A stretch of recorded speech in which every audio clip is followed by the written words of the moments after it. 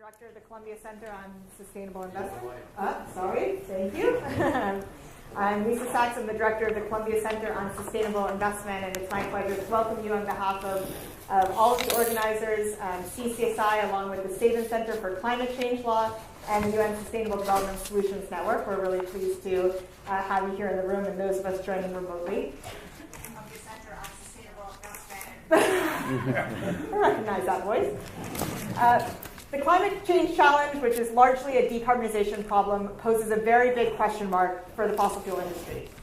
Today, the fossil fuel industry supplies the vast majority of the planet's energy, but it cannot continue to do so on the current trajectory and with current technologies without catastrophic consequences for the planet and humanity. On the other hand, many fossil fuel companies have some of the best engineers and the greatest resources and may very well play a critical role on the planet's energy transition. The question is, what should fossil fuel companies do in order to remain responsible stakeholders in the global economy? What does a safe fossil fuel investment look like? What should companies' standards of behavior be? These questions are, of course, also relevant to investors. How should responsible investors engage with fossil fuel companies in their portfolios, if at all? What should investors be asking of fossil fuel companies? What criteria should investors apply in order to determine which investments to keep in their portfolios? And to activists, what should the demands on industry be?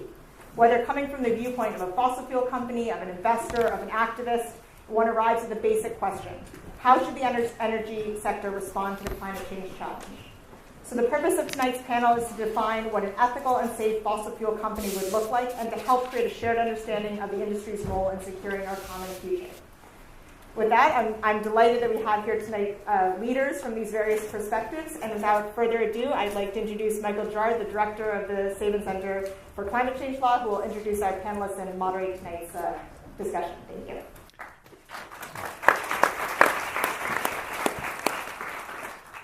Thank you, Lisa, and welcome everyone to Columbia Law School.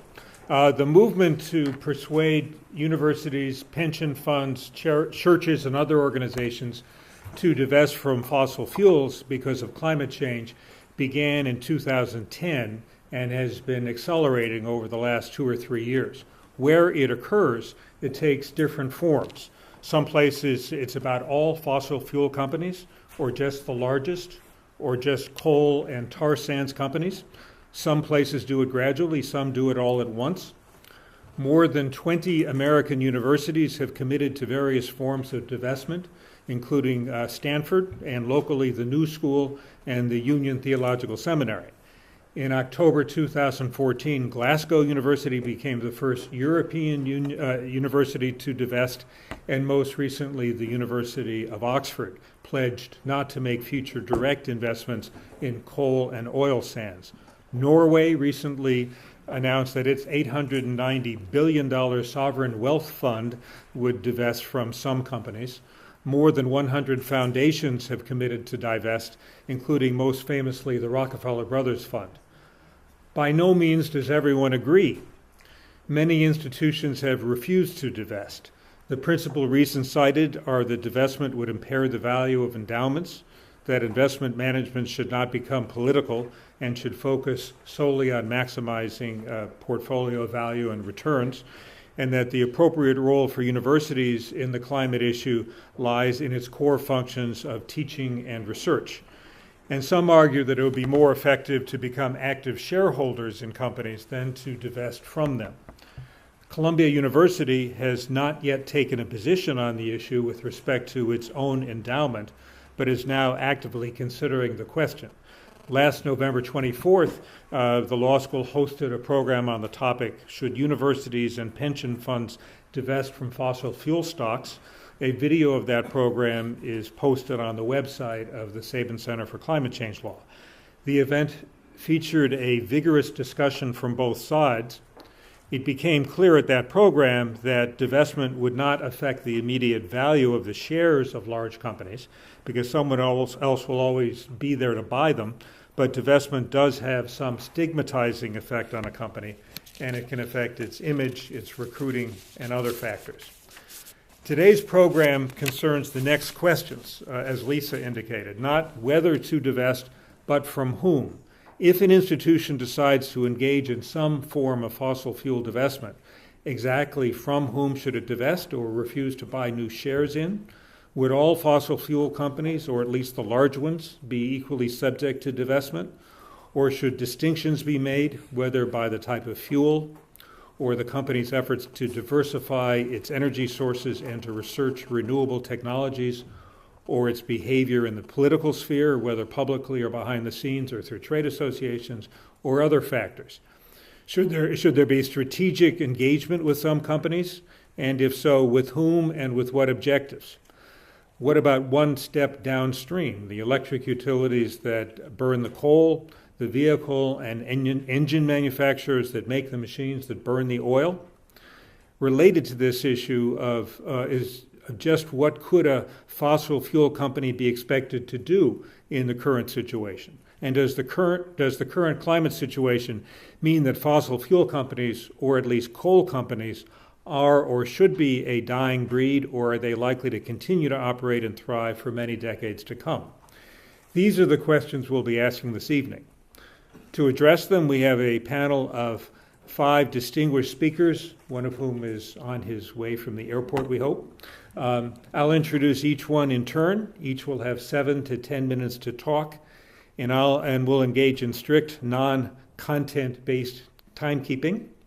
After they've all spoken, I'll ask some questions and make some comments, and then we'll open it up to the floor for questions from all of you. We will adjourn by 7 p.m. Please be advised that we are live streaming this program and also videotaping it for posting online, so your questions as well as our answers will be recorded. And please, of course, be sure to turn off or silence your mobile phones. Our first speaker is Jeffrey Sachs. He's the director of the Earth Institute. He's the Quetelet Professor of Sustainable Development and Professor of Health Policy and Management at Columbia University. He is special advisor to United Nations Secretary General Ban Ki-moon on the Millennium Development Goals, co-founder and chief strategist of the Millennium Promise Alliance, and he holds positions in many other organizations. He's authored 3 New York Times bestsellers in the past 7 years and is the recipient of many awards, most recently the 2015 Blue Planet Prize. So please join me in welcoming Jeffrey Sachs.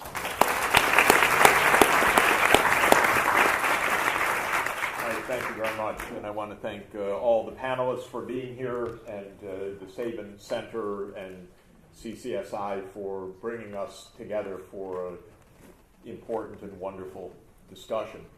I want to show just a couple of slides to put this in perspective and mainly frame the challenge in a quick moment. The issue is the following. Greenhouse gases are warming the planet. The science of this has been known for well over 100 years. The evidence is overwhelming from many different perspectives. There is no debate about the basic scientific framework of this, and there hasn't been for quite a long time. There are issues of precision and uncertainty, but there's no great issue about the science. The confusion has been mainly manufactured, although there are also inherently a lot of confused people, period. But I think that there's been more manufacturing of the confusion than actual confusion. I would put Rupert Murdoch as confuser-in-chief and number 1 most destructive person on the planet with regard to a serious discussion of this issue, a real jerk. And we really do need to point that out. Now, the issue is the following. The globe, the world, has already agreed in the 193 member states of the United Nations that 2 degrees Celsius is the outer guardrail that we must avoid trespassing. That 2 degrees C means an increase of mean temperature relative to the pre-industrial level. We've already done about 0.9 of 1 degree C, and there's further momentum baked in just from the fact that the oceans haven't caught up with the atmosphere yet. To stay below the 2 degrees C requires a decarbonization of the energy system in the 21st century. the G7 made that statement last month. That's quite notable because the seven largest market economies, highest income economies, made that statement for the first time very clearly last month. The IPCC has been more specific, and there are 1,000 articles about what the real carbon budget is to stay below the 2 degrees C. Now, mind you, even if we emitted nothing more, at some probability we'd violate the 2 degrees C already, because there's an uncertainty about climate sensitivity. So when we talk about the carbon budget to stay below a certain number, we're inherently in a probabilistic framework. The usual statement that's made is that we want to have a likely chance to remain below 2 degrees C. In technical jargon, that means a 66% probability on an ensemble of models that a given carbon trajectory would stay below the 2 degrees C limit. To do that, the IPCC main scenario says that by 2070 or thereabouts, we should be at net zero carbon emissions. There's a whole other discourse for the 6 more hours about the other greenhouse gases, about land management, and so on. We're not going to talk about that because the energy system is at the core of the challenge.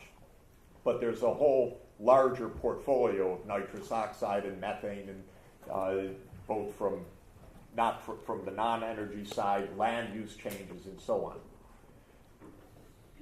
If you look at that baseline scenario, and maybe I could just show you do I have a? Oh, good. Okay. So the operative famous curve is these so-called reference concentration pathways. The top 2 lines are different variants of business as usual, and the bottom line is the 2 degrees C likely scenario of the IPCC. It's the 2.6 RCP. You see that it crosses 0 emissions in 2070. The vertical axis, by the way, is billions of tons C, so to get billions of tons of CO2, you multiply by 3.667, which is the conversion ratio of CO2 to carbon. Now, that budget, total amount allowable emissions, is the area under the lower curve.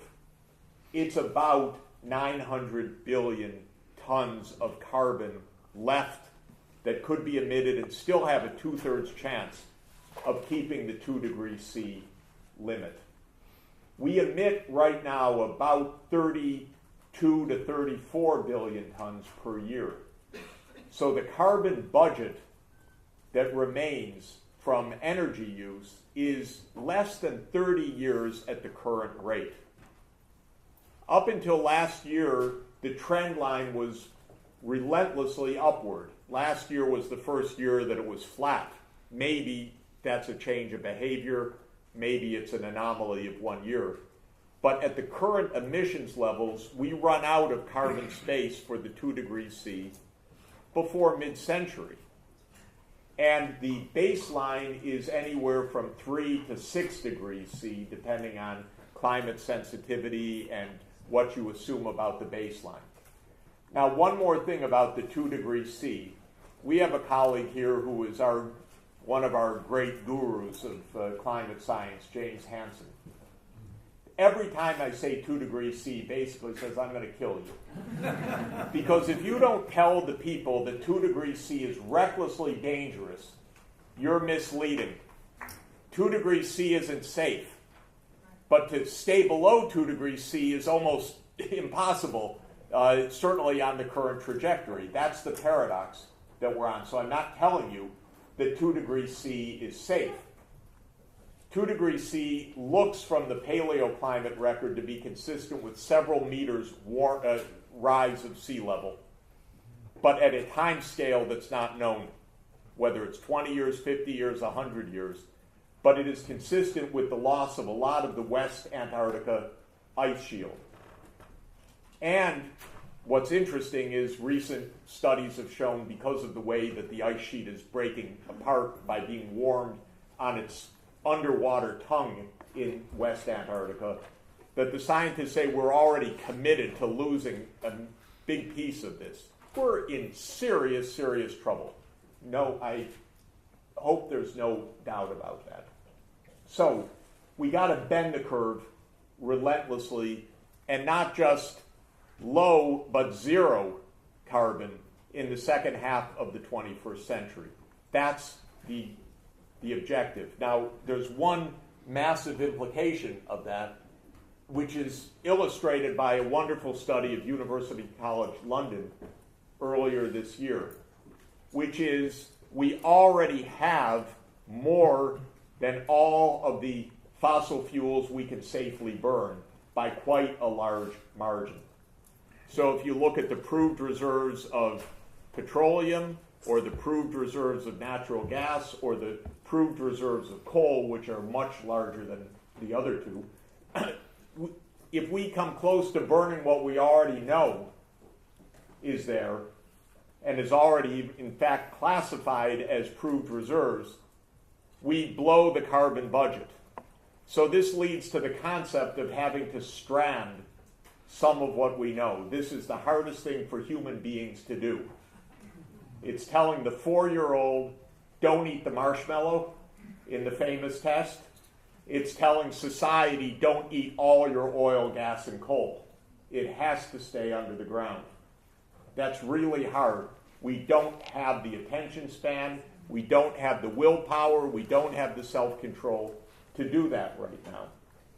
But for me, it means something overwhelming, which is stop discovering new stuff.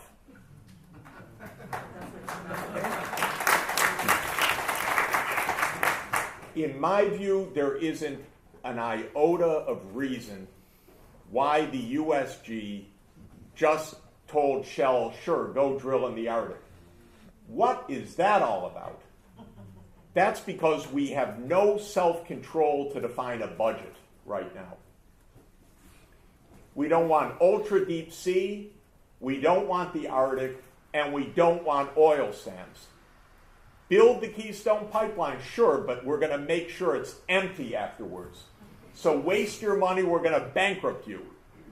That's the promise. You want to build a pipeline? Sure, build a pipeline. Nothing's going to go through it because we can't safely use that stuff. That's the bottom line. The State Department forgot to mention that, by the way, in its incredibly silly way of looking at this issue. Now, in December, and I'm done, we are going to agree again on the 2 degrees C at COP21. The question is, can we connect the dots of agreeing to something and then following through? And I think that's really the question for the panel. Thanks.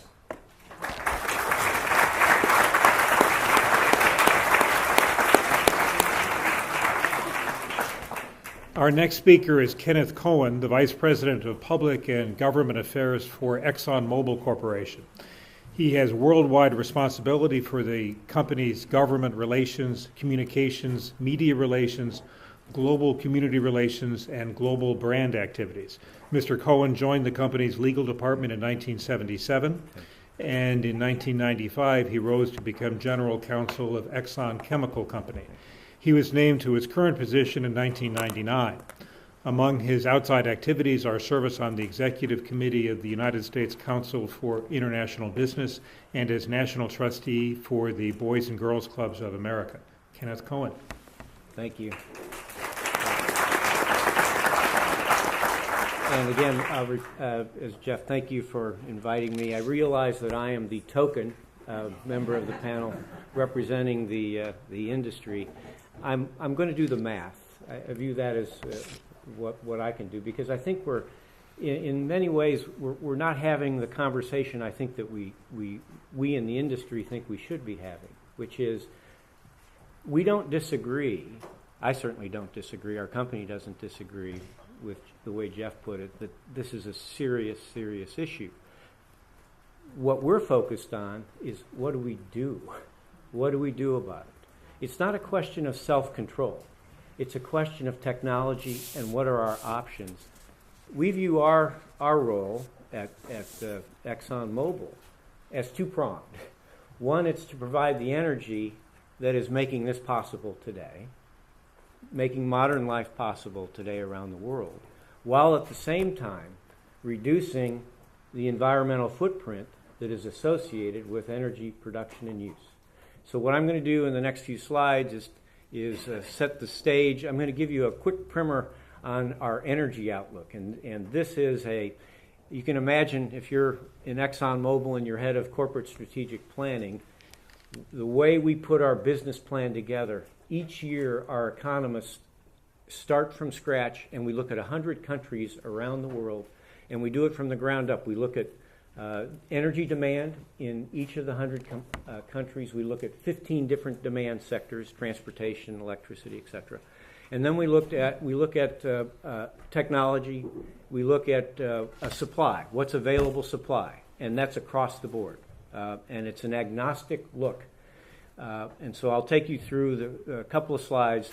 And each of our businesses, for ExxonMobil, we're the largest non-governmental owned energy company in the world, and we're active in all phases of the energy business, which would be the upstream. In the industry parlance, that's oil and gas exploration production. We're in the downstream, that would be refining and fuels production, and then we're in chemicals. Many people don't realize we're one of the largest chemical companies in the world. All of you, your smartphones, your computers, your TVs, plastics, that's us. Car parts, etc. And all of that, of course, is hydrocarbon-based at the present time for the most part. So, global energy demand, I'm sorry, one last point. So each of our business units in those three big segments puts their business plan together based on the energy outlook. And we are stewarded, our businesses are stewarded on the basis of whether their business plan is consonant with the energy outlook we put together. For the purposes of the subject we're talking about today, for a number of years now, we've been building in a carbon price into that energy outlook. So if you're in the upstream business and you're proposing the development, Jeff, of a new field, we stress test that investment against what we foresee as we predict an increasing, stricter regimen on carbon regulation. At the present time, and the outlook right now goes out from the current time out to 2040, we see in the developed economies around the world, whether it's in the form of a carbon price, whether it's a cap and trade, or a whole host of other types of regulation, we're putting an assumed price up to $80 a ton at the present time as a stress for various investments in the developed part of the world. In the developing part of the world, it depends on where we are and what we see as a price that will stress test the investment against. Obviously, China is now moving on a path more akin to what we see in the developed world. But if you get into undeveloped some parts of sub-Saharan Africa, a different price regime would be applied. So, global energy demand expected to grow about 35% by 2040, and that growth is led by developing economies. You see the total on the left there. Now, the non-OECD, that's the developing part of the world. This is where all of the growth we predict between today out to 2040 is in the developing part of the world. The middle class is going to expand by 3 billion people from today out to 2040. Think about that. These are people that are coming into the middle class that are going to want the same thing that we in this room take for granted. They're going to want cars, TVs, smartphones, computers. I point that out because in our business that means that energy. How are we as an industry going to provide that energy? Look at the developed world, on the end, the OECD. Because of technology, regulation, efficiency, wealth, you see actually energy use is declining, even though population and GDP is growing in the developed world. And that's a function, again, of the ability to pay for the controls and the efficiency steps that are needed. We're just more efficient in our use of energy. Oil and natural gas are currently meeting, if you add coal, fossil fuels today, I think everyone in the room realizes, if you take oil, natural gas, and coal, there's about 80% of the current supply, or the meeting of demand at the present time, is from fossil fuels. Moving out to 2040, we see that pretty much the same. Oil and gas about 60%, coal losing market share primarily to natural gas in power generation. But that instead of 80%, we see it at about 77%. These numbers, by the way, that I'm giving you isn't just ExxonMobil's view. Our economists review this with the International Energy Agency, the IEA. We review it with the U.S.'s Department of Energy, the EIA, the Energy Information Administration. We review it with people like Dan Yergin and his group. So I'm giving you an assessment of how we see it. Other renewables, this would be hydro, geothermal, biofuels, biomass. Then you see nuclear. And then you see solar and wind. The growth rate there, though, the 7.7% growth rate, a very rapid growth rate. The challenge is it's starting on a global base from a small base. Now, what does this mean for CO2 emissions? Emissions are going to continue to climb until about 2030, and then they're going to start to peak. Why? Mostly China.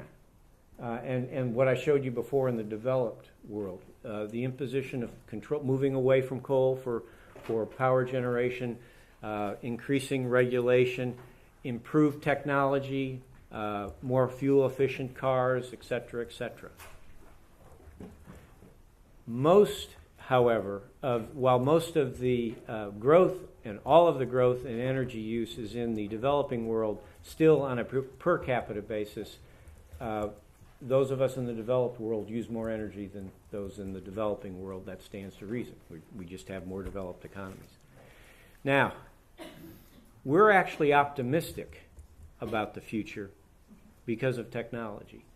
This is it builds off of your slide, Jeff. This takes the IPCC's scenarios. And what this is work done by MIT. These are 3 scenarios out of the IPCC's recent work.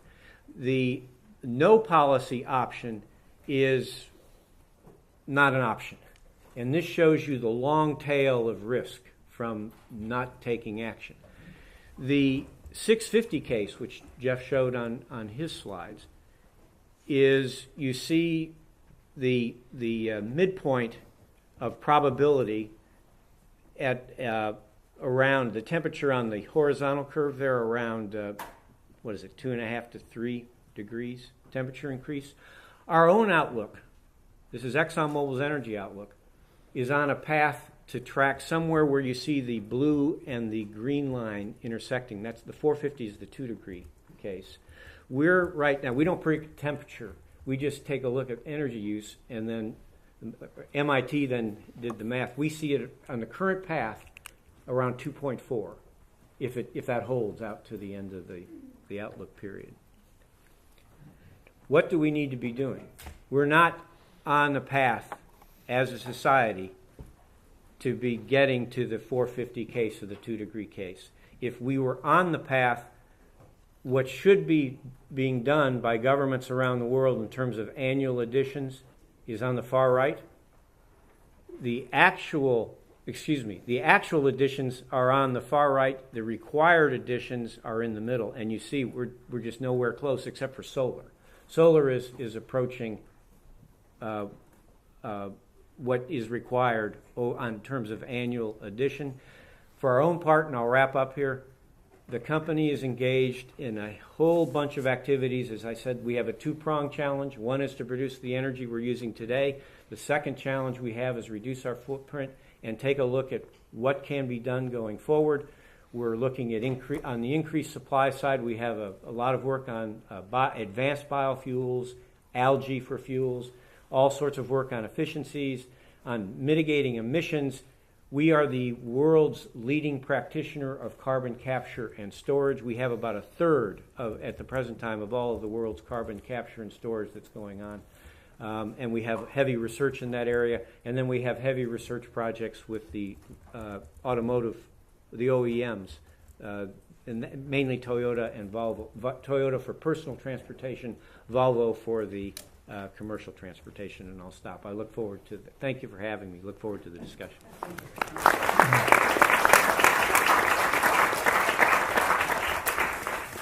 Thanks very much. A late addition to the panel, suggested by Exxon as someone who would provide a useful perspective, is Todd Kendall. He's the Senior Vice President of Compass Lexicon, an economic consulting firm that works for law firms, corporations, and government clients. He holds a PhD in economics from the University of Chicago, and before joining Lexicon in 2008, was an assistant professor of economics at Clemson University in South Carolina. Dr. Kendall.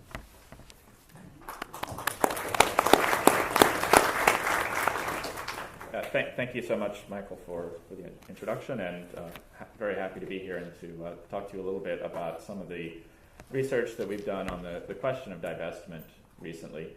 I don't really have a view on a lot of the interesting issues that Jeff and Ken raised about the future of the world's energy needs, or what the industry should or shouldn't be doing, or what the government should or shouldn't be doing about climate change issues. But I do have a view on the proper way that investors should think about the question of divestment, assuming that they have some interest in helping to solve the world's climate change concerns. And as an economist, I think the view that I have is that investors, or anybody who's considering divestment, should think carefully about the costs and the benefits that are associated with divestment, whether it's a partial divestment or a full divestment or something in between.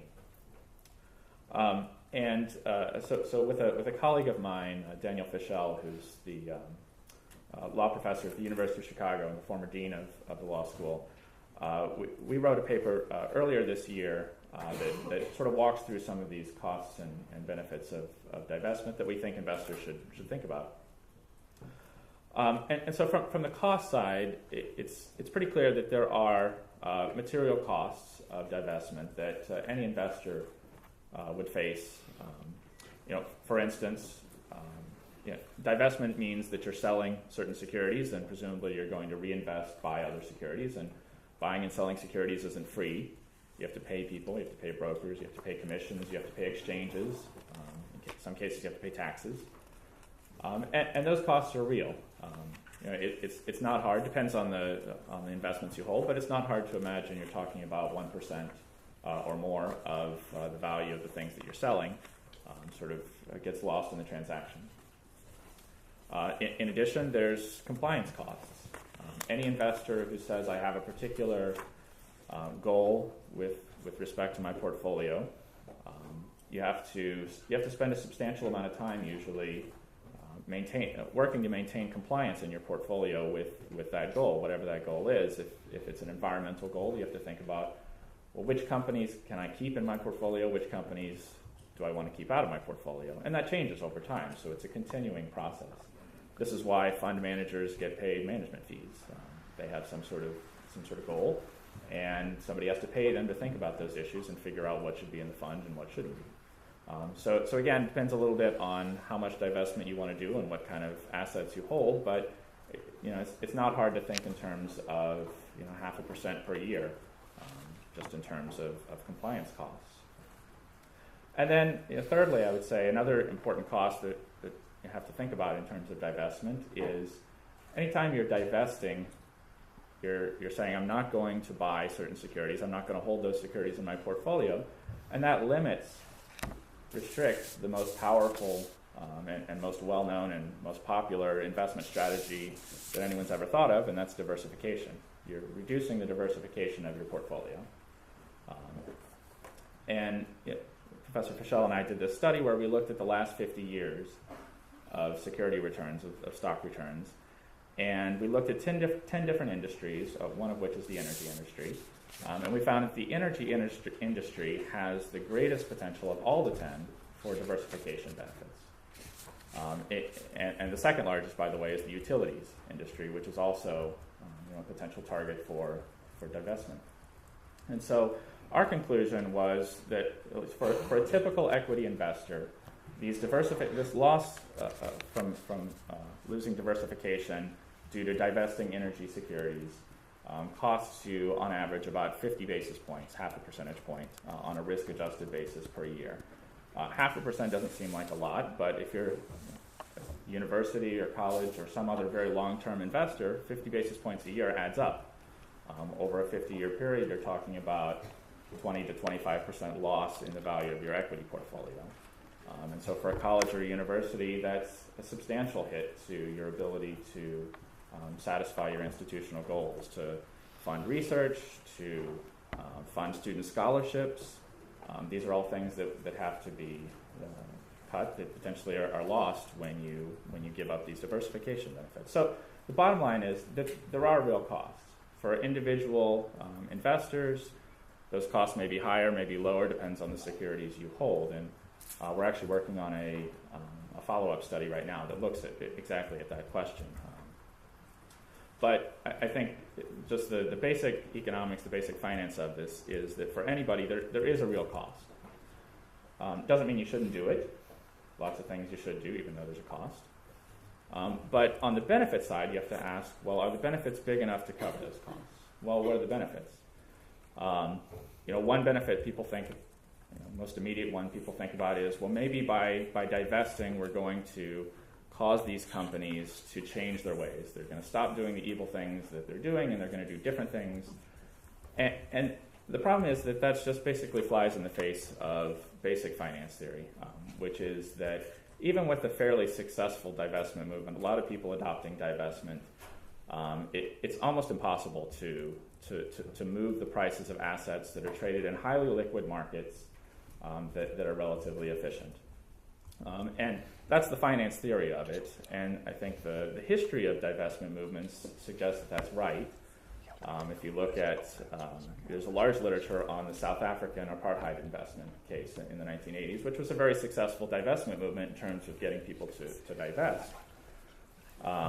But all of the literature, all of the academic work on this shows that basically there's been no impact whatsoever on South African companies. What they did, what they didn't do due to divestment. So it seems unlikely that you're going to affect the companies themselves.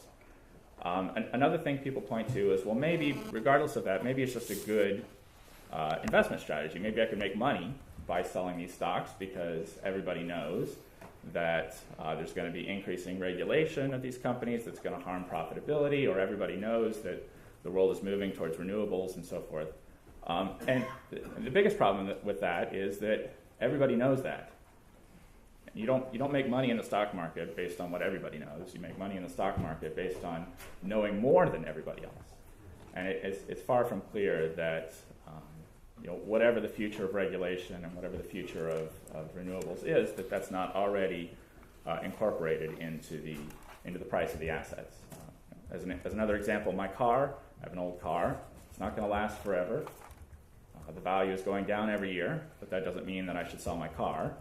It means that my car just isn't worth that much right now. Right?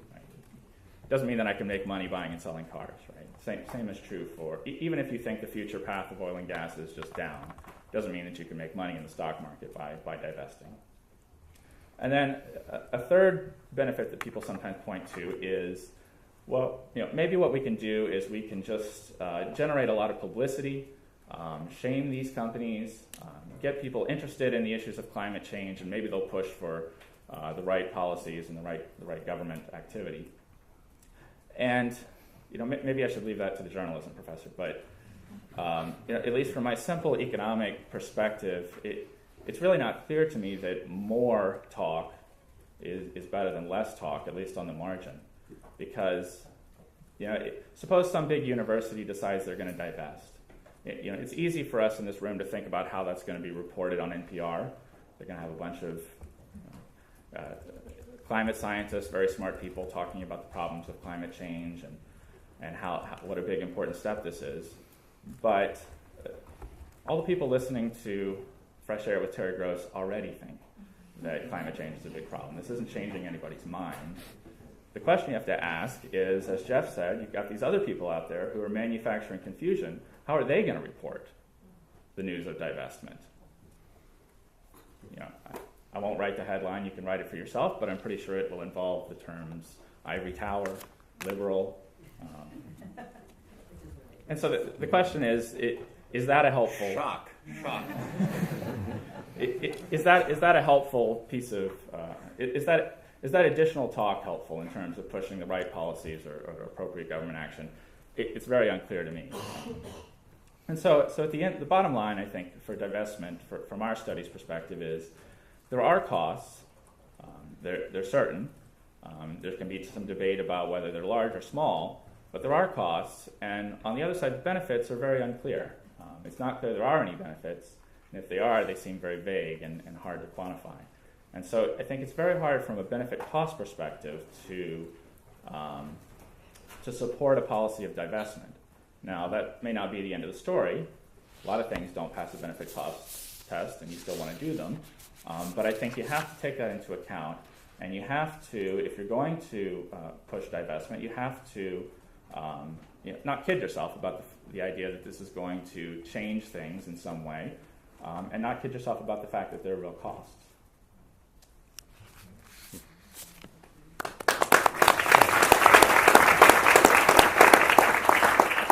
Thank you very much. Our next speaker is Steve Cole. He is the Dean of the Columbia Journalism School and Henry R. Luce Professor of Journalism.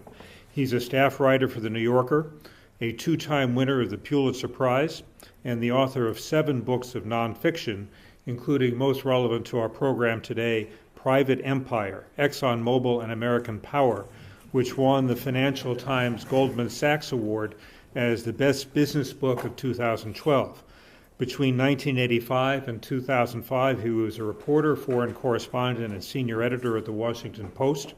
And between 2007 and 2012, he was president of the New America Foundation, a public policy institute in Washington, D.C. Dean Cole.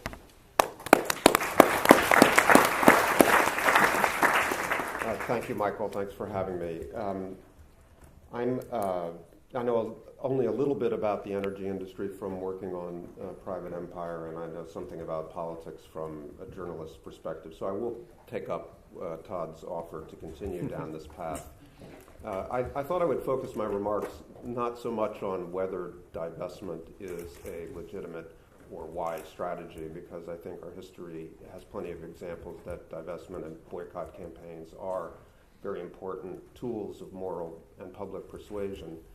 But the specific subject of this panel I'll try to get to, which is how should divestment be considered in light of the specific challenges of energy use, economic growth in poor societies, and the threat of catastrophic climate change. So, of course, the reason that divestment and boycott strategies have been so effective in democratic societies is that they do have the power to change public consciousness.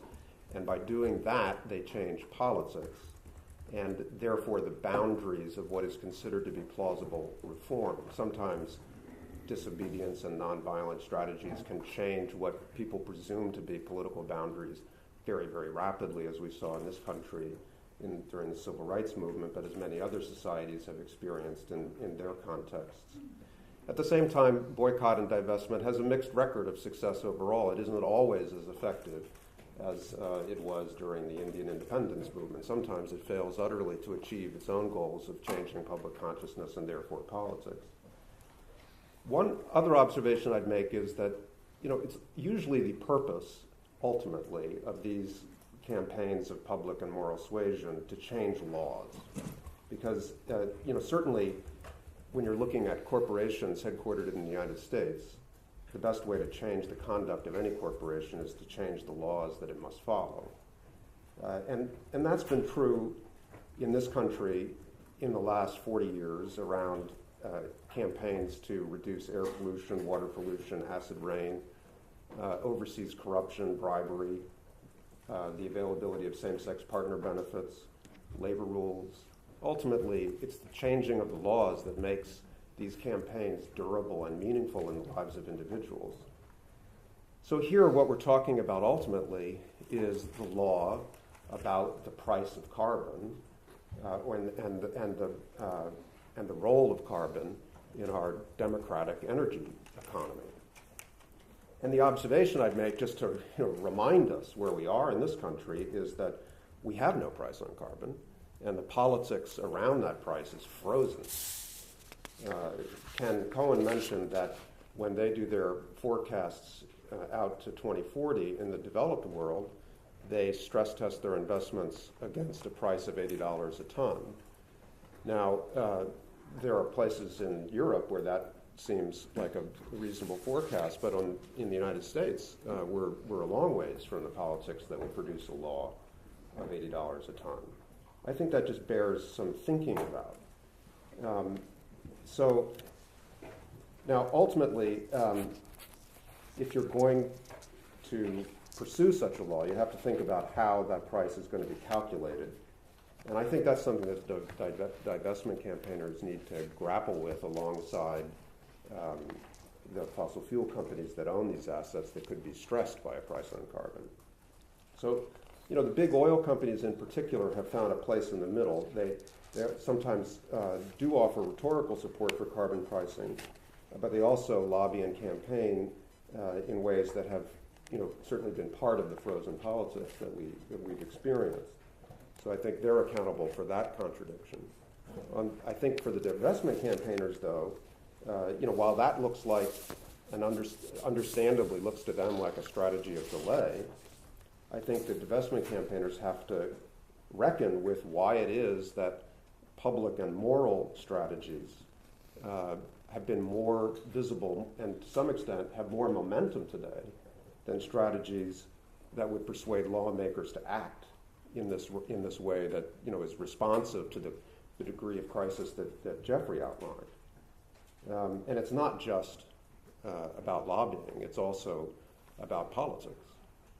So this leads then to the question that the panel is grappling with, which was, well, what are the alternatives to standing aside from politics? How would the divestment campaign consider what would be some of the models for interacting more directly with politics? And that raises something that Michael referred to, which is the possibility of strategic engagement and negotiation with the holders of these assets, whether they're going to be stranded or whether they're going to, as Jeffrey insists is required, or they're going to be produced as Ken more or less says is inevitable. So I think that kind of, my own opinion, and I'm generally just trying to approach this as a journalist, as an analyst, but I do have one opinion, which is I do think if you want to change the laws, strategic engagement is going to be necessary.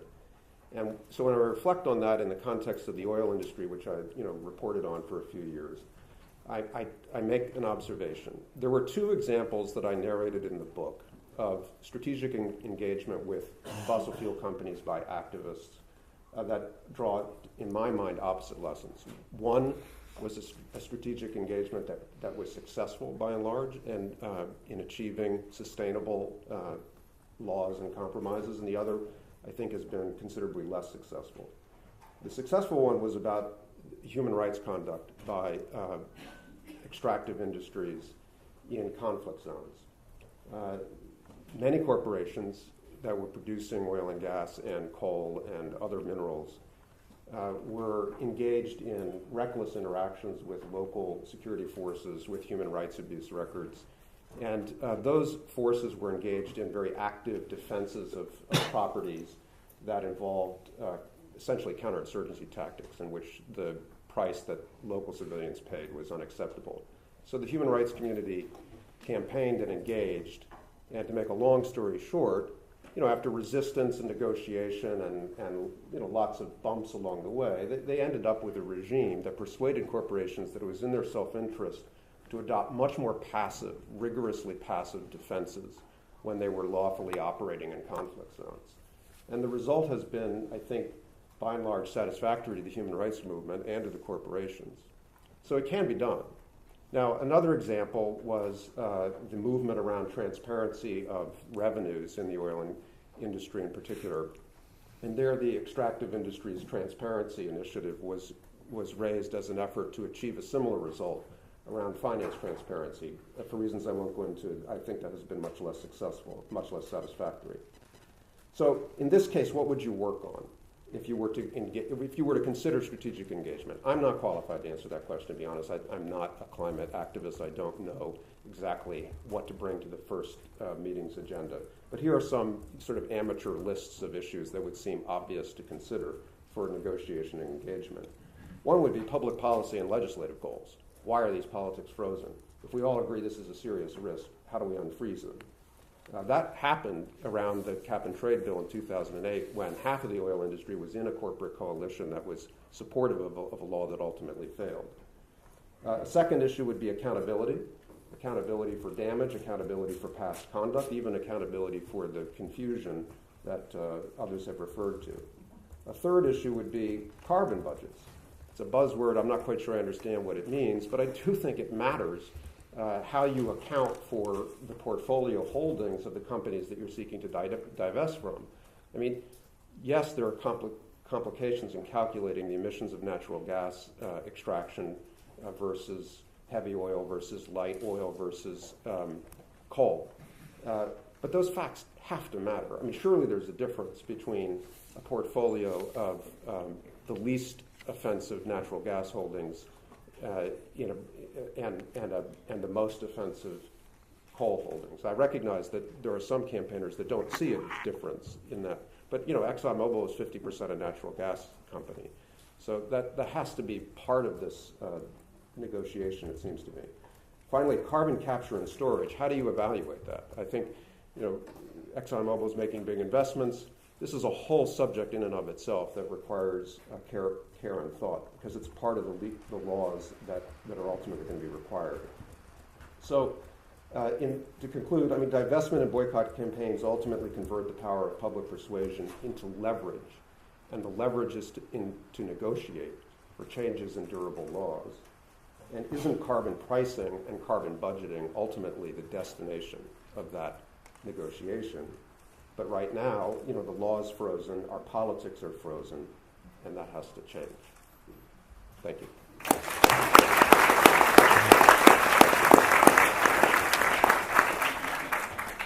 Thank you very much. Our final speaker, fresh off a delayed airplane, is Patrick McGinley, the Charles H. Hayden II Professor of Law at West Virginia University College of Law. He's the co-editor of the multi-volume treatise, Coal Law and Regulation, and a founder and officer and trustee of the Eastern Mineral Law Foundation. He's taught at the American Law Institute, American Bar Association courses on legal issues in the coal industry, and he's written and lectured extensively about the coal industry. He's received several awards for public interest advocacy and worked with grassroots environmental public interest lawyers around the world.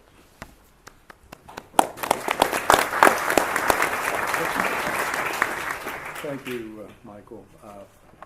I think what I'd like to contribute to this discussion is my experience with the coal industry. I'm not a journalist, I'm not an economist. I was an environmental regulator 40 years ago, and I've been, as Michael indicates, I've been taking a very close look at coal industry for 4 decades. And at this particular moment in time, with regard to divestment, it seems in many ways that the horse has left the barn with regard to coal, at least the coal industry in the United States. The share prices have plummeted. Several of the historically leading producers of the coal industry in the United States, their shares are selling at less than $1 a share, or slightly more than $1 a share. And this has been a dramatic decline over the last couple of years. And I think there are lessons both for the coal industry, which I think could profit, although it's late in the day, from some engagement with regard to climate change and policies addressing climate change, as well as gas and oil, petroleum industries.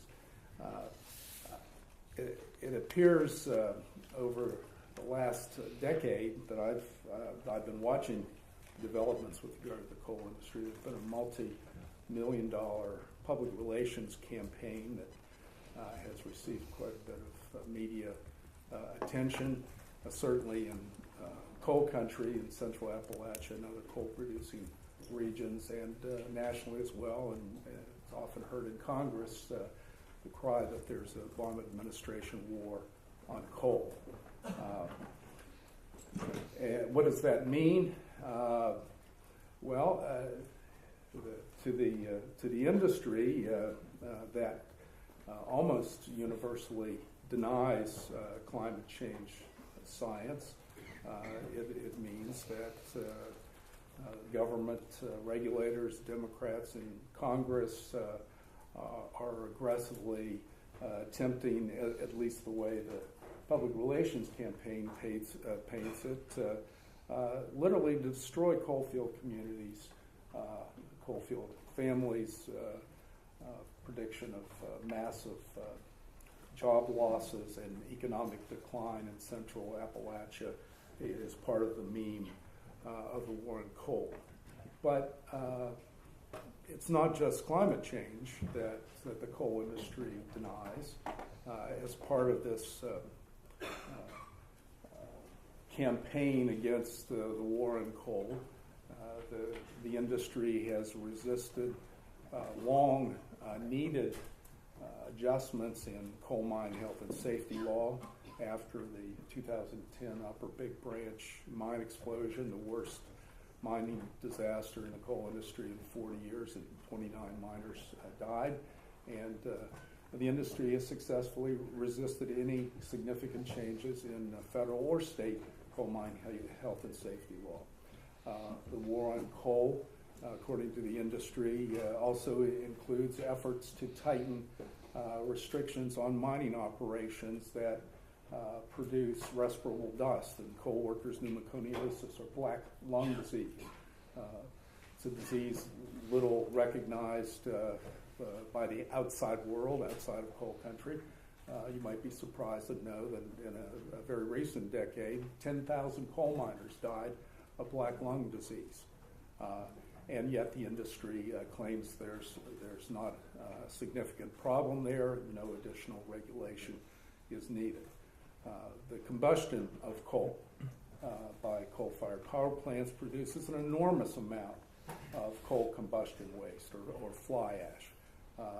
The coal industry and some in the power industry also resist any national or federal regulation under the Resource Conservation and Recovery Act that would place some restrictions on how coal combustion waste is disposed of, and it contains heavy metals and so forth. And it's simply, at this point in time, regulated largely by state law, not as a hazardous waste. And then of course, there are the toxic air emissions, not to mention CO2, but a recent Supreme Court decision involving toxic mercury emissions from coal-fired power plants. The coal industry has attacked that as part of a war on coal. And it's very effective in coal states, especially Kentucky and West Virginia. It sells there because those states have not diversified their economies, looking down the road to put climate change aside, the depletion of coal reserves. There's been mining in Kentucky and West Virginia for more than a century, and the most easily accessed coal reserves have been mined. And now the coal industry in eastern Kentucky and southern West Virginia have turned to mountaintop removal coal mining, which is a drastic type of coal extraction that impacts headwater streams, the water quality downstream from these mines. The recent studies have suggested there's a correlation between mountaintop removal mining and serious health problems in nearby coalfield communities. And yet, the industry goes forward and denies these effects, litigates seemingly every regulatory initiative. So and then as well, the climate that has impacted coal investment includes the recent dramatic increase in production of shale gas in the region, Central Appalachia and elsewhere. So all of these things have come together to cause the market value of many coal companies to plummet. Now, there are a few companies that have diversified, and of course I think that's one of the answers with regard to engagement about divestiture. Of course, for example, CONSOL Energy has moved heavily into shale gas and sold a huge part of its reserves in West Virginia and southwestern Pennsylvania. But that doesn't really address climate change, but I think there's room for discussion. But the number one need with regard to some kind of engagement with regard to coal is the industry's leaders, its lobbyists, and the politicians that support the war on coal strategy to admit the climate change science. I mean, that's the first step. If you don't get beyond that, coal isn't going to make it in the long run. We're going to be burning coal in this country. Michael sent me an interesting article today which suggests that coal production and coal use and combustion in poor but rapidly developing countries may signal a renaissance in coal. And that article sort of takes a look at what are the alternatives. And I think that that's a sort of there's a parallel to West Virginia and Kentucky. Those states, relatively speaking, in the United States are not they're not wealthy states. They rank low in terms of per capita income, and West Virginians, Kentuckians are clinging to the coal industry. Not all of them, but some are now finally urging diversification. But if the coal industry really is going to regain any semblance of its former self, the first step is simply to acknowledge the science of climate change and engage. And in our discussion, I have a couple of other ideas about how that might be done with regard to coal and gas and oil as well.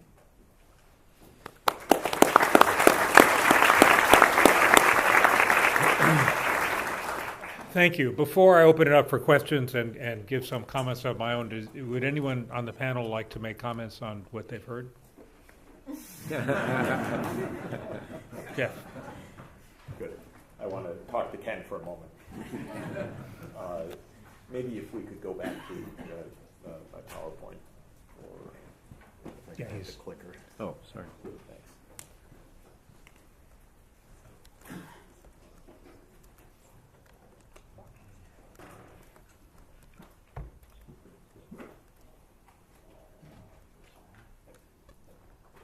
First, I really want to say that there are grounds to reach a common understanding on this.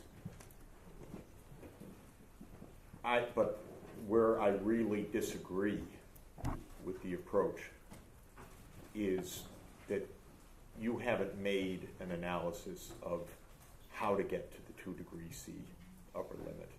You've taken a projection.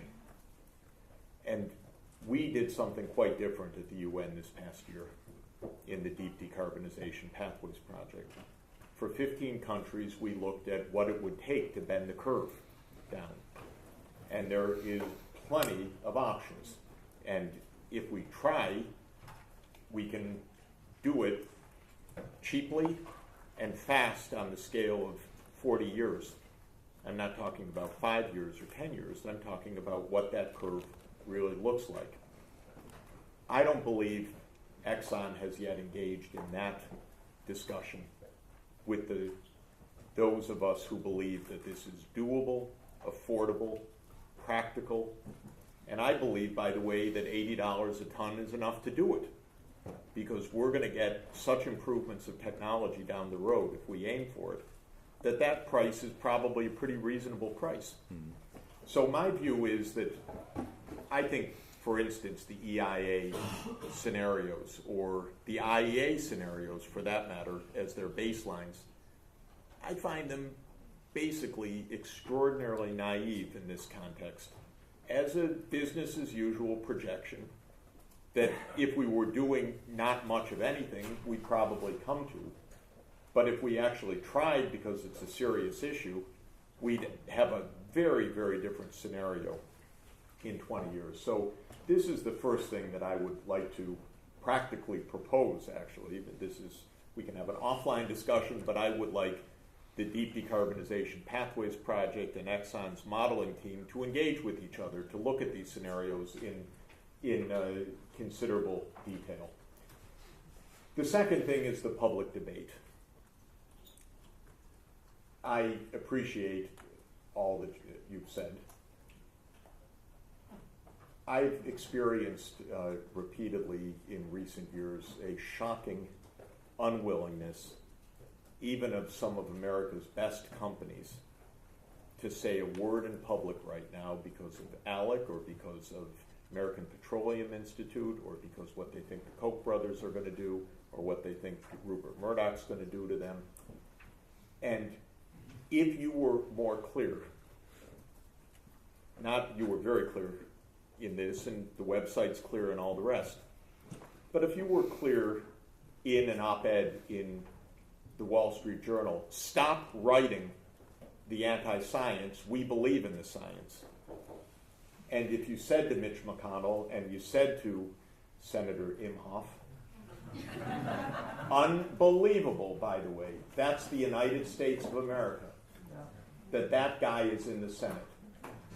That is a complete shame, a disgrace for us. And he's a fraud, because he cannot be as stupid as he sounds. Honestly. He cannot be. He knows, but he represents interests. So we have to call this out. We need Exxon to help call it out. It's really, really important. And then the third point is the arithmetic point, but of course it's related to the scenario point.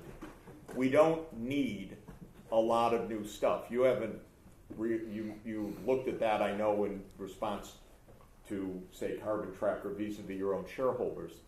But in terms of what we need in aggregative new finds, I think it's a real issue.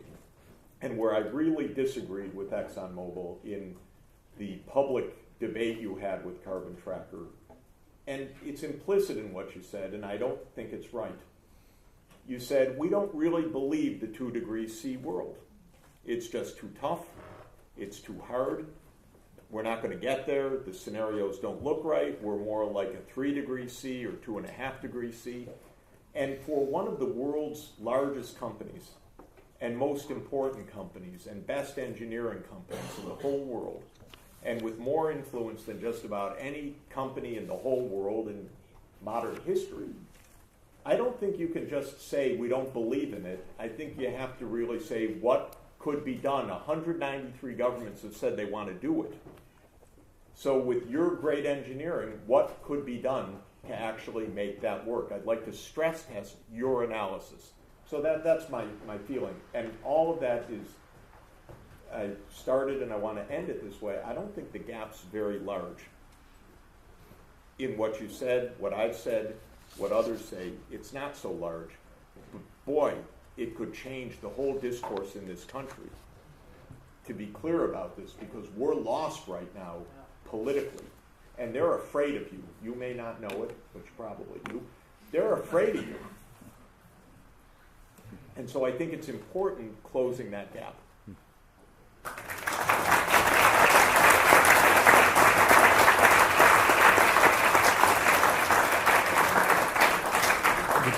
Would you like to respond? Well, thanks, Jeff. That was direct. I guess I would take them in the following sequence. Steve Cole, when Steve was working on his book, we had some lengthy discussions about power and perceived power.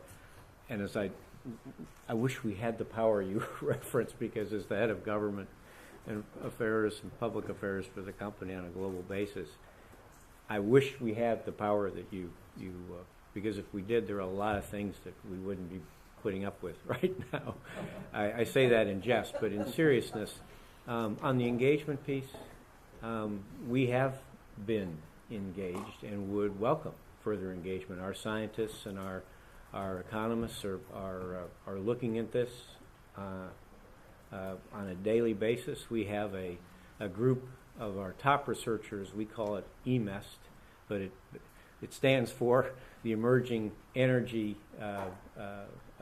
This group is looking at energy technologies, emerging energy technologies that would be paradigm shifts. And we do it. You would think ExxonMobil, any company of our size and consequence, would be doing it. We do it for two reasons. One, we're looking at what's a threat to the franchise. What's out there that is scalable and can displace the current energy technologies that we're all using and relying on. And the second is on the offensive side, where do we see that we can actually bring value and be part of a paradigm shift. And areas that we're looking on that, as I mentioned briefly in my remarks, first generation biofuels, I think anyone who studied that is not scalable. It's not tenable. But advanced biofuels, second generation, cellulosic, etc., that would be a paradigm changer. And then so we have a heavy activity there. But it comes down to, in all of these new energy plays, it's research and development. They're just not there yet. And despite the talent that I'm amazed, and I appreciate your comment about our engineers and scientists, they are very talented. It's a pleasure to be associated with them. But this is really hard, very difficult. And it's not just us. You may have read what Bill Gates recently said, that this is a challenge that is of monumental proportions, that requires a paradigm shift in the way we approach energy development and deployment. And he's been a player actually for a while in looking at some startup technologies. And Google, interestingly, I don't know if you're aware, Google had a long project, their engineers, they called it, I think, RE squared. And there's an interesting article, if you Google it, you'll discover it. But their conclusions were the same as our scientists, which is this is really tough. And Google shut it down. They shut the project down because they realized that they didn't have, it just wasn't around the corner. This was a long-term play. And it comes that I flashed that chart quickly that showed the various scenarios, the no policy, the 650, and the 450. If you noticed on the right, and I was so quick with that chart you probably didn't see it, but it was the cost, the part per million cost to get there, the tax, if you would. The 650 cost, according to MIT, was $200. $200 on the 650. The 450 cost according to MIT, was $2,000. Now, Jeff, this is what we should be discussing. Exactly. And so this is where I think the collaboration should begin. We should be having the best people we have, the best people from the other industries, bring the Bill Gateses people, bring the Google people, bring the best minds. Let's get together and let's have that conversation, not the destructive conversation, which is actually, and I say this, hopefully you understand what I mean. I don't mean to offend anyone, but it's taking on religious proportions. It's becoming toxic discussion instead of a collaborative discussion. This is a serious issue. We take it seriously. This is a significant risk. Our company is in the risk management business. This is what we do every day. We understand that.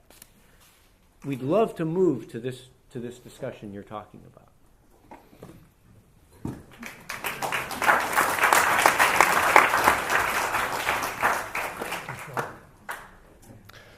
So I just wanted to make a comment and ask a question about that. I looked at the MIT study that you cited, and I couldn't find those figures in there, but one thing that did become clear is that they looked at the cost of compliance. They didn't, or the cost of achieving the reductions.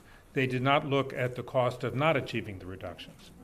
They did not look at what would be the economic impact of the 2.5 degree world that you are projecting.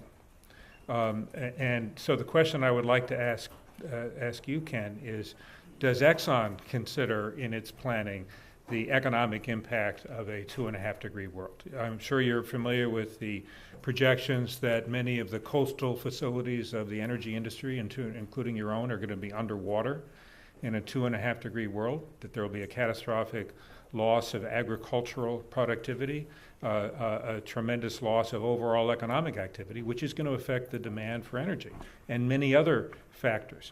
So where in your business planning are you looking at what happens if we don't get down to stay within the carbon budget and drift well above 2 degrees? Thanks, Michael. The short answer is yes, we do. We do look at, I'm sorry, can you hear me? The answer is we do look at certainly in our own planning. This isn't a debate about whether or not this is a serious issue and whether there is significant risk, and we factor that in. Now, do we know when these adverse impacts are going to occur, in what time frame, with the severity? These are scenarios, and the IPC sets them out as scenarios. And depending on what policy steps are taken, depending upon the state of the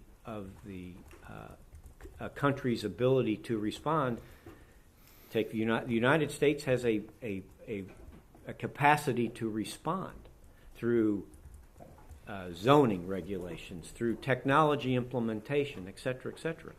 Other parts of the world don't have that ability. We do need to start taking steps. No one is debating that. The question is, though, on both sides of the equation, this is one major societal challenge. We have, at the present time, 1.4 billion people on the planet that don't have any access to electricity. We should be focused on that, in addition to focusing on this problem.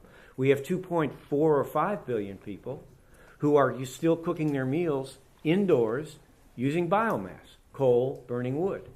That's one of the 5 millennial goals. You cannot achieve the millennial goals without access to modern forms of energy. So all of this is wrapped together.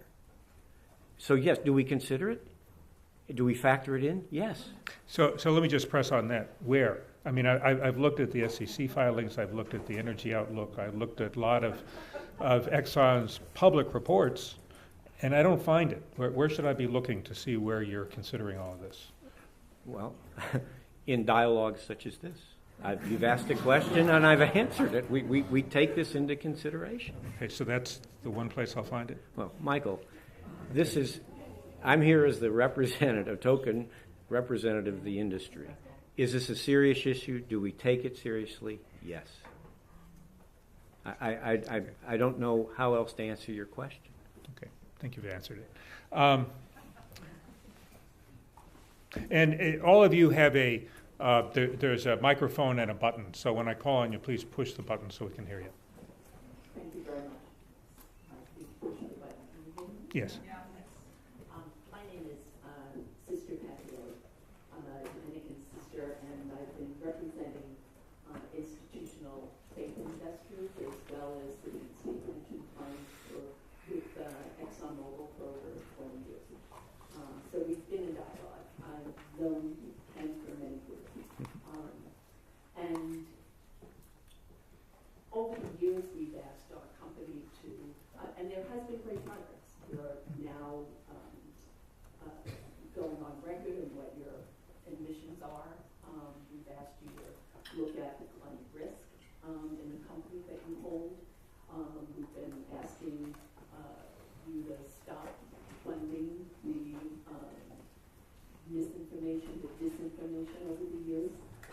And for the past 8 years, we've been asking our company, because we are shareholders, this is our company, we've been asking our company to set greenhouse gas emission reduction goals.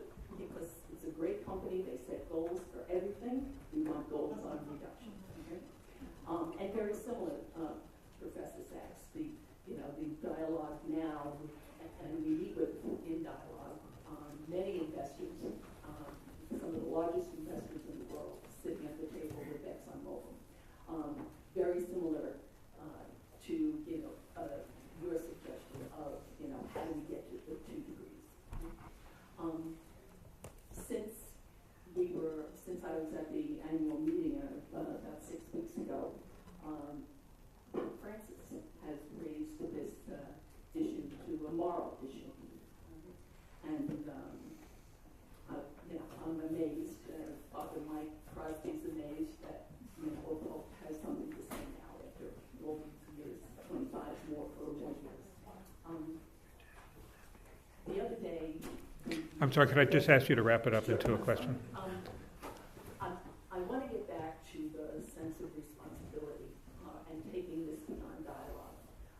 For 20 years or more, you funded the disinvestment campaign. I would propose that you hold greater responsibility today for new climate investment.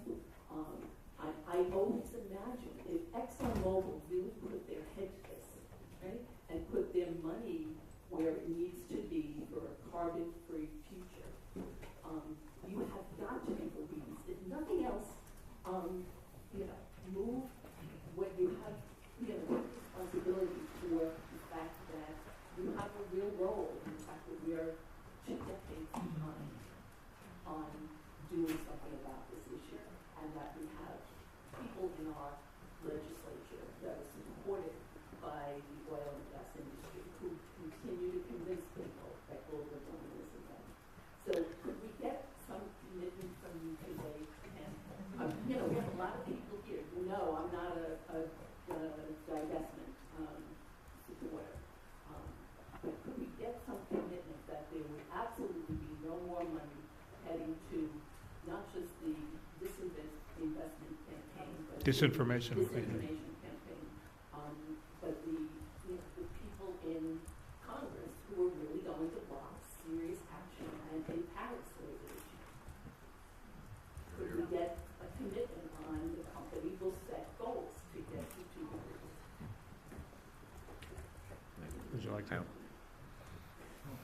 Since I apologize, I'm monopolizing, but and you can all jump in and answer for me. But this is an unfair characterization. We are not to say that our company is funding a disinformation campaign. What we say about this issue, I just presented. What I just showed you is what I present when I go to Washington, D.C., or any of our executives are in Washington or Brussels or any capital talking to representatives, policymakers about the issue. Many people don't like what we say because we say this is an issue that is very complicated. It's an issue that requires new technology. It's an area that heavy R&D. Now, is that am I spreading disinformation when I say that? We're a member of the American Petroleum Institute. I have been accused of spreading disinformation because the American Petroleum Institute engages on behalf of the industry in very active lobbying on a whole host of issues that affect not only my company, but the broad spectrum of companies in the industry. We support the U.S. Chamber of Commerce. We support numerous think tanks, AEI, Brookings, CSIS, et cetera, here in New York, the Manhattan Institute. I've been accused that that's considered a disinformation campaign. So it's just not true. Now, we were very involved at the time that the Kyoto Protocol was up for passage back in the early part of this decade, in the late part of the 1990s, early part of, I guess it was in 97. And the company was very involved, along with all of the industry, in advocating against the adoption of the Kyoto Protocol. We have also been active in advocating against the adoption of a cap-and-trade approach for the U.S., as opposed to, if we're going to put a price on carbon, let me state it very clearly. If we are going to put a price on carbon, our company position is, let's put a revenue-neutral carbon tax into effect. Applies across the board to all carbon-based fuels, all economic sectors. It's administratively much more it's transparent, much easier to administer, and you can adjust as we see how it's working. If we're not getting the results, then we need to up the price. So that's our position. So long answer, Sister Pat. Nice to see you. In the red, yes. Hello, my name is Amy Larkin, and I am the author of Environmental Debt, the Hidden Costs of the Changing Global Economy, and I'm the Vice Chair of the World Economic Forum Global Agenda Council on Climate Change. And do you not hear me? Hard to hear, yeah. Okay. Did you hear me? Do you need to say who I am again? No, we sorry. Good. What? I didn't. Oh, okay. I'm Amy Larkin. I'm the author of Environmental Debt, the Hidden Costs of the Changing Global Economy, and I am also the Vice Chair of the World Economic Forum's Global Agenda Council on Climate Change. And Mr. Cohn, sorry to gang up on you, but in 1981, your own scientists were aware of climate change. And akin to tobacco industries, akin to the chemical industries for CFCs, your company did engage in terrible disinformation. And I don't think you can walk away from that. There's enough good journalism on this now. It's on the record. Also, going back to what you said about the cost of inaction, we already, because of the last 35 years of ignoring this problem, we already have huge amounts of costs associated with climate today, not in 10 years, not in 25 years, today. We have huge billions, trillions of dollars of extra costs globally because of delay on this issue. So my question to you is, at what point are you going to accept the fact, and I totally agree with Sister Pat, we need you to participate, your muscle, your money, your engineering prowess. We need it. We want it. At what point and when are you going to accept the fact that you are going to have to strand some of your assets, you are going to have to alter your future business model? I think that you want collaboration.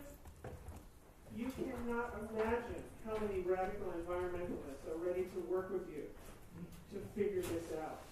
So my question is, when, how will you do that?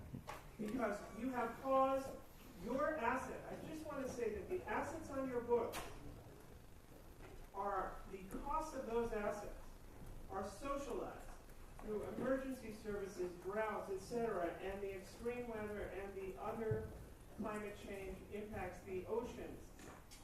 We're already paying. We are paying a carbon tax, and you're getting the profits. So at what point are you going to strand your assets and alter your business model? I, for one, and I cannot tell you how many volunteer to work with you to figure that out.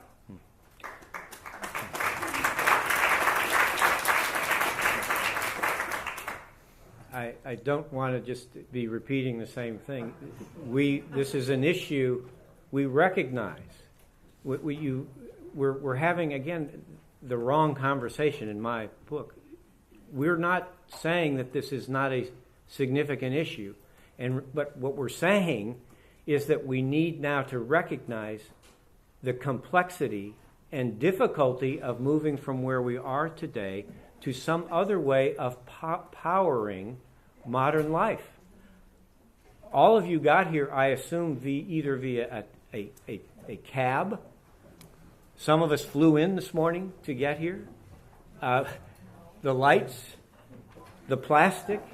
Well, the benefits. I mean, is there not some form of looking in the mirror and recognizing that we are enabling modern life and there's a benefit that's being derived from what we do?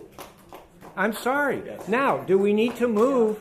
Do we need to be looking at what the future looks like? And I think many of you have the view that we're not doing that. We are. It's very difficult. And I'm not alone in that assessment. I would have you take a look at what Bill Gates recently said.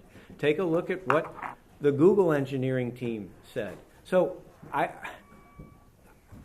recognize that this is an issue that evokes tremendous emotion, and I'm understanding of that. But let's all recognize that there is a cost-benefit aspect here, and there are many, many challenges that the world faces.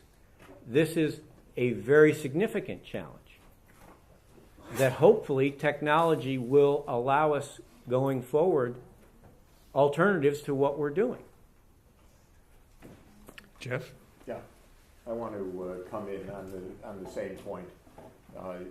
First, I don't think anybody disagrees, and I happen to work extensively in places without electricity, and you wouldn't wish it on anybody. Modern energy is vital for survival, for well-being, and so on. So I think it's really important to understand that without question. Second, this is not merely a matter of will and a decision. It is a long-term and complicated problem. We have a $106 trillion world economy that runs 80% on fossil fuels. And we have to change it fundamentally. It grew up as a fossil fuel economy over 200 years, and it's going to, at best, it's going to take decades to get out of this problem. So this is really hard, because it's also not like a construction set where you shut down the world economy for 10 years and retool it. We're in real life, and so this is not a simple matter. But it is feasible to do this, and it's not pure guesswork, and it's most of the statements that I read every day in the Wall Street Journal about how impossible this is, and you spend trillions and you get a tiny fraction of 0.1% of temperature. This is baloney, nonsense, garbage. Because there's a tremendous amount that's known and a tremendous amount that's available for the transition. However, let me also add a couple of things for my environmental friends.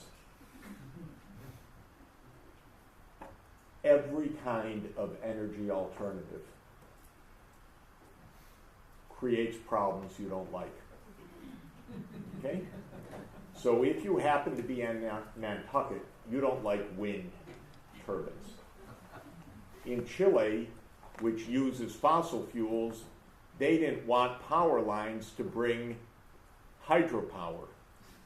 And the activists protested against the zero carbon hydropower. Now, many of you, but not me, are against nuclear power. You don't want that either.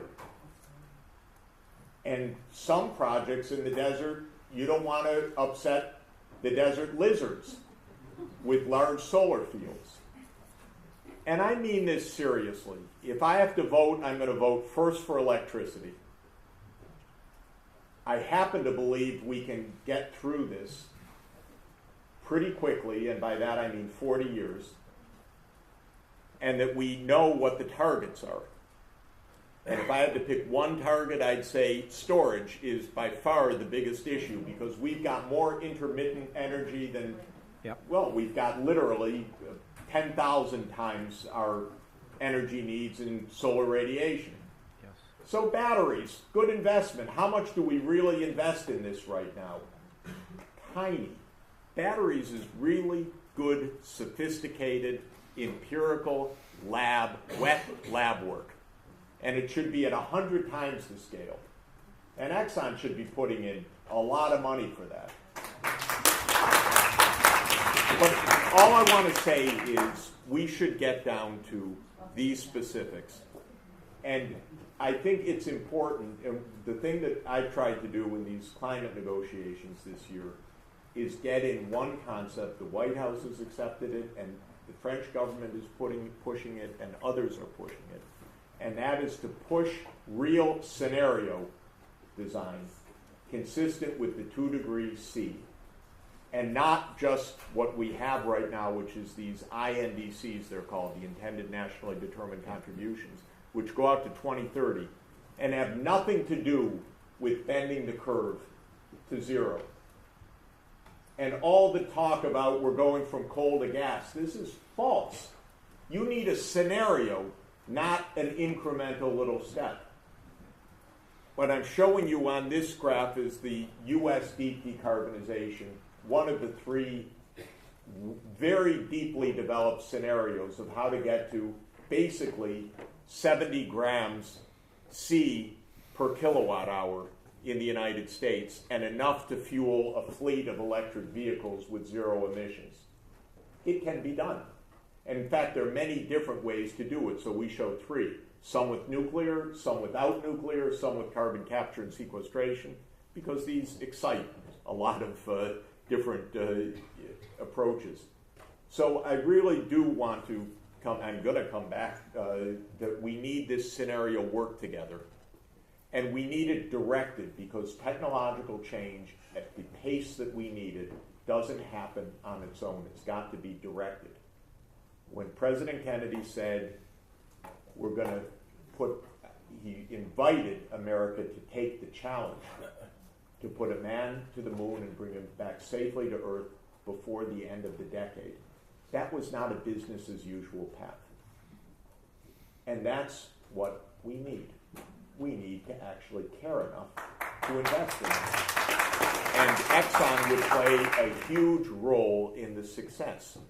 And I hope, because you really do have some of the finest geologists in the world, and you have you know more about carbon capture and sequestration in practice than just about anybody. And we need you for this. But we're not going to get there this way of showing we need a lot of energy in the future and it's just too hard to do, because that's actually not problem solving. Problem solving is say, what could we do to bend the curve? What's missing? What should the USG put in? What should other governments put in? What's really the key here? And you get a battery that gets the specs right. We're in a completely different world, by the way, because we're going to be driving all Teslas to get here, or whatever it is, and that's going to be a completely different world. And I predict, it's not such a bold prediction, but I don't think we're going to be selling internal combustion personal mobility vehicles after 2030. I think it'll all be zero emission vehicles after that. And because it's so close. It's almost at hand. So that's what we could be working on together very constructively.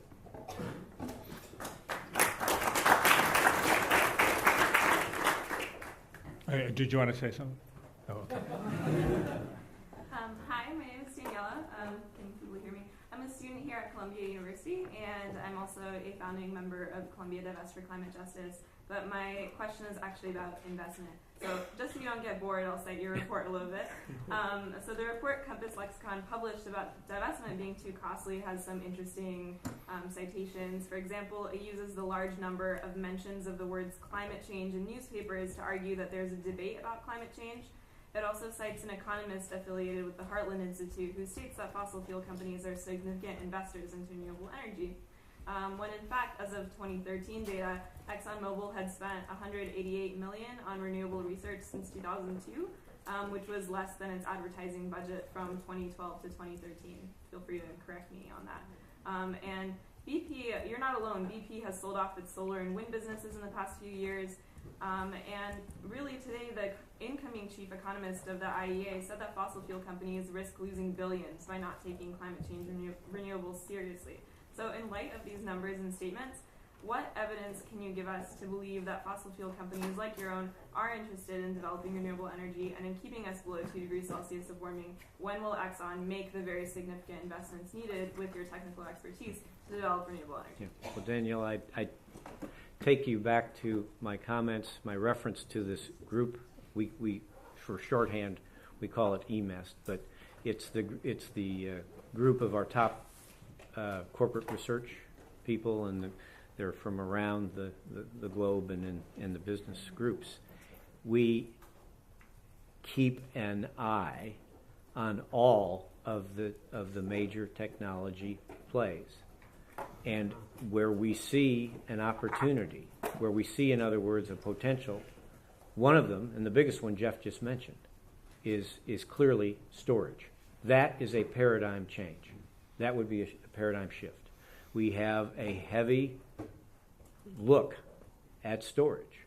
We've had, I'm happy to say that it was one of the inventors of the rechargeable lithium-ion battery was actually an ExxonMobil scientist. Another part of our research effort is, heat containment, and heat control is a big part of storage. Our chemical business that I'm very familiar with worked on the separator film, which allows you, one, to control that heat. And all of that technology is now out in the public domain for deployment and development. So where we see an opportunity, we do contribute. We can gasify just about anything. We know how to do that. So are you committing to making significant investments into renewable energy? Well, again, we are making significant investments in the research and development of breakthrough technology. We started sorry for a competitor to mention a competitor here in the great institution of Columbia, but we started the Stanford project, the Global Climate Project, research project at Stanford. What was that about? It was to not focus on work that we would be doing or could be doing in-house. The brief to Stanford and the other companies that joined us, GE, Toyota, Schlumberger, the brief to Stanford was, you go explore the paradigm-changing, basic, game-changing areas and get after it. And Stanford's been after it now for over a decade. We have now branched out and we're forming similar partnerships with other research universities. I think that's what you're asking us to do. We're doing what you're asking us to do. Tad? Yeah, I just have a brief comment. I think, Kim, what you said was you're keeping an eye on all the major energy developments. That's different than investing. And if those figures that we heard were correct, it doesn't seem there's much of a commitment. And when I look at the graph there on the screen, if that were to play out, your shareholders would be very seriously adversely impacted in that period of time. And when we talk about scenarios, yes, this is very difficult problems for us to resolve. But in order to get an engagement, and you mentioned this, and I've heard it countless times from the coal industry and other energy spokespeople, let's talk rationally. Let's not talk toxically with religious fervor. Well, the reality is that many see this as a life or death situation. It is, and Sister mentioned the Pope's recent statement. It is religious, and in order to have an engagement, the fossil fuel industry has to respect that. I think that's important, just the same as accepting climate science, a respect for the concerns about life or death and all of the externalities that we face with global warming. Yeah. Well, Patrick, we don't want to assume facts that aren't in evidence. We are working in areas where we feel that we have expertise. In areas where we have no expertise, and as Bill Gates and Google has recently come out in a very public way, we are looking, what is required are game-changing technologies. And what we have done is branched out now, and we're looking at a portfolio of university collaborations. And while I think when you're a company of our size and consequence, I don't think there is a number that I could associate with basic research that you would be satisfied with. But this is, to be viable, you have to have the talent and the right people, and then they have to go do what they do, which is research. If they come up with something, then our people get interested in terms of, is this something that we should pursue from a development standpoint? If we talk about the role for government, the government's role here in our way of looking at this should be heavying up. You mentioned the President Kennedy and the moonshot. Government should be heavily invested in R&D. Heavily invested in R&D.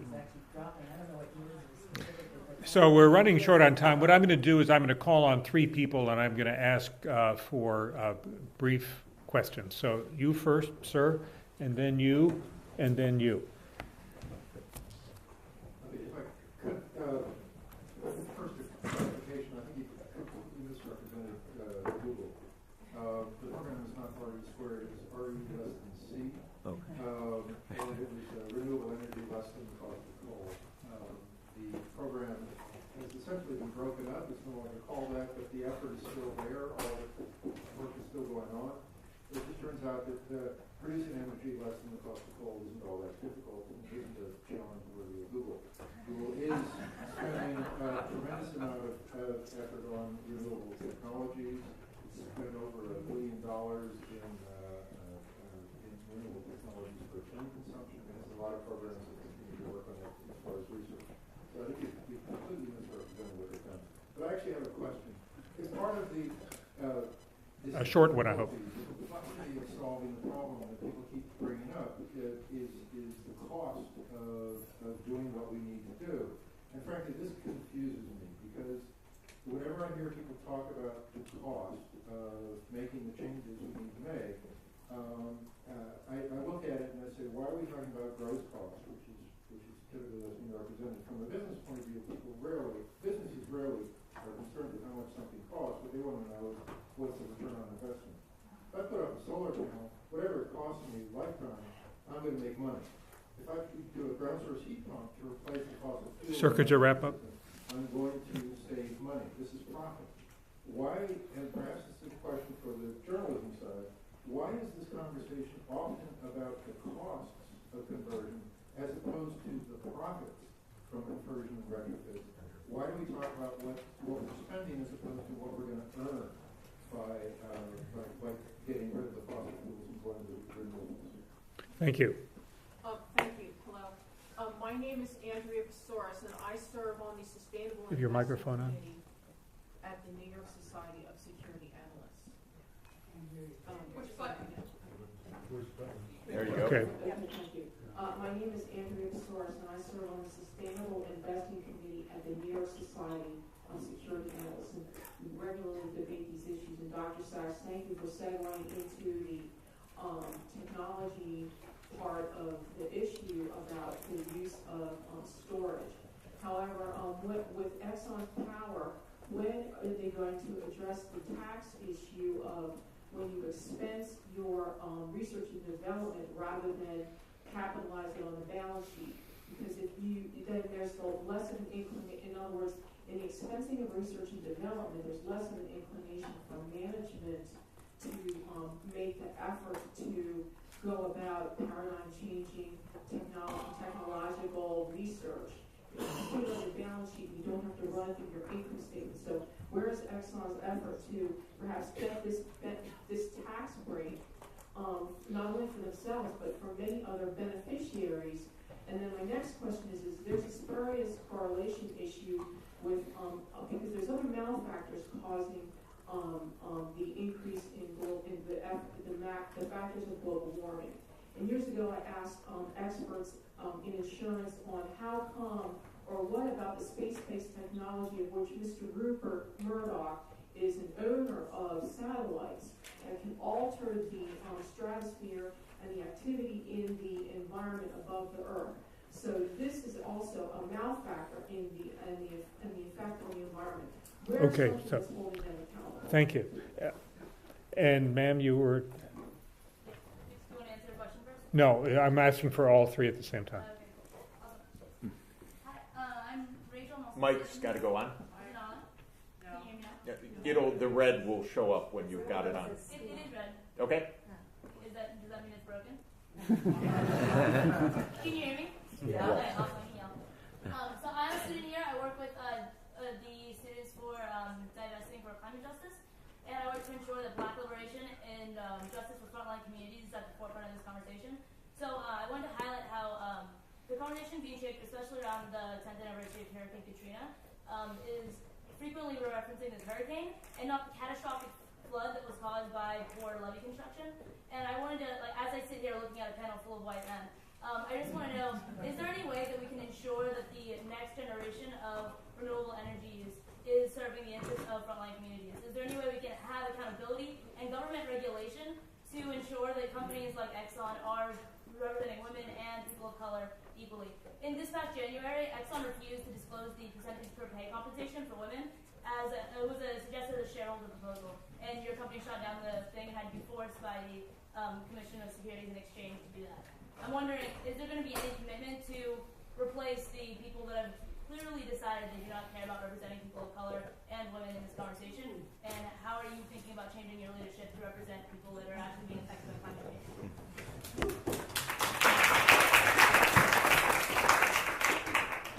Would anyone like to respond to any of this? Well, again, what you just ran through is just not true. So, sorry. We highly respect and value all members of society. Our employee population, our management is reflective of society. Diversity is one of our. It's just part of what we do. And pardon me? I can see that. No. That's well, we just have a different point of view. As far as the tax code has no bearing on in terms of what we write off or not write off in terms of our focus on looking for paradigm-changing technologies that would come into play here. The tax code applies to us in this area no different than it applies to the pharmaceutical companies or the GEs of this world. The tax code's the tax code, and we don't get any special treatment other than what is available to most large companies operating in the United States. So. So I promised that we would adjourn at 7. It is now 7. I'd love to go on longer, but I think this has been a very stimulating discussion, which will certainly continue. I want to thank all of the panelists for terrific talk.